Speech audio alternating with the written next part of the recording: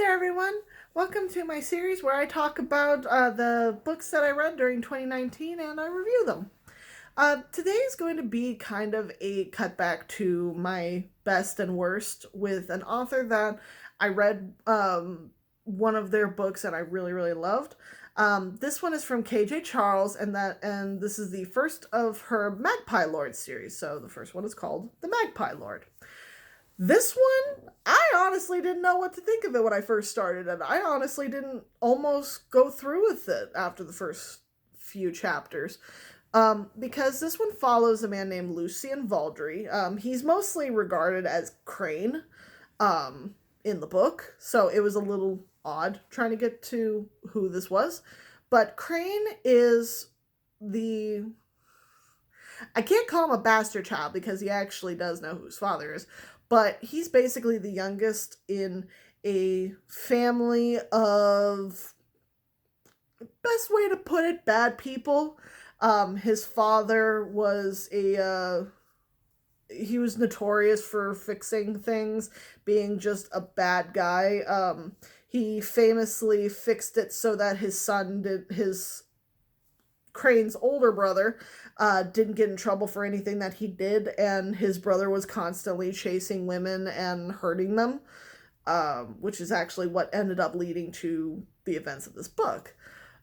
Basically, Crane was exiled 20 years prior to China. Just throw your freshly 18-year-old son to the wolves for 20 years. And he ends up having to come back because his brother passes away. And his father had passed away, I think, shortly before that. So he becomes the last Vaudry.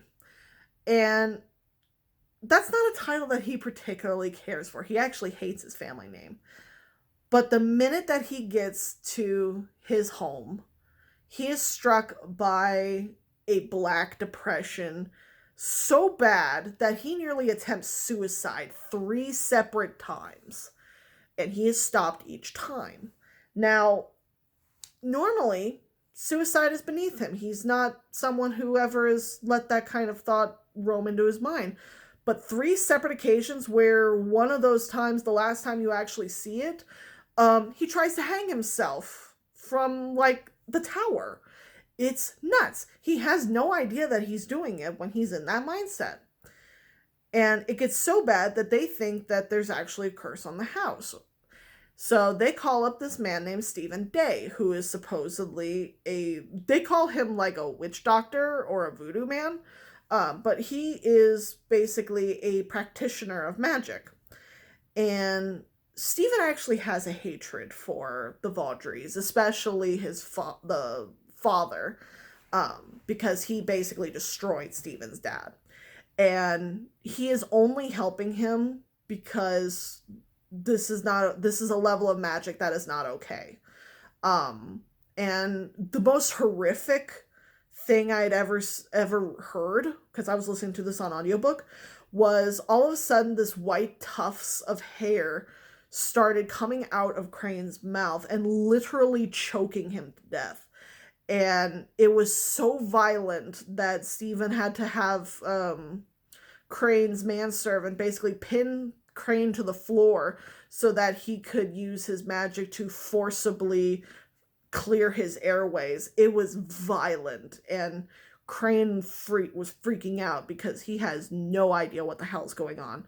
Ultimately, it leads to finding out that his brother had impregnated this 15-year-old girl who he found out was actually his own daughter and had pushed her to suicide, which then led her mother, who was the first one that he had gone with, to place a curse upon the family, and that any Crane that was still alive would die by madness, which is exactly what happened to the brother and the father.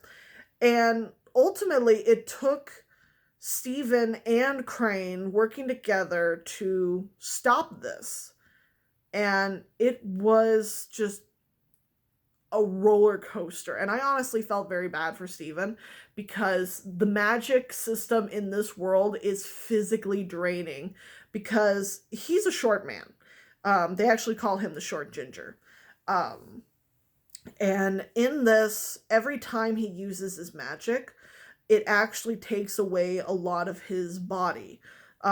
He gets very gaunt, very thin, very frail, and the more he uses it at that point, the more likely he is to actually strip him of everything that he has. Um, and it was just violent. And it was such a good story when I finally got through it, and I highly, highly recommend it.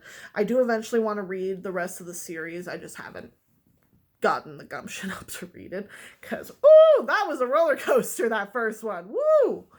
But ultimately, the two Crane and Steven actually do get together, and it was actually quite hot because Crane has this thing of liking to throw around the short man, and it was so much fun. I highly recommend this if you are into magic systems and everything, because KJ Charles created a really good one that it feels old, but it feels like it's alive, the kind of magic that it is. So, highly, highly recommend.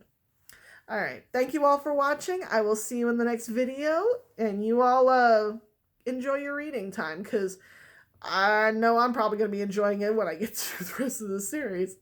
All right. Thank you all for watching. Bye-bye.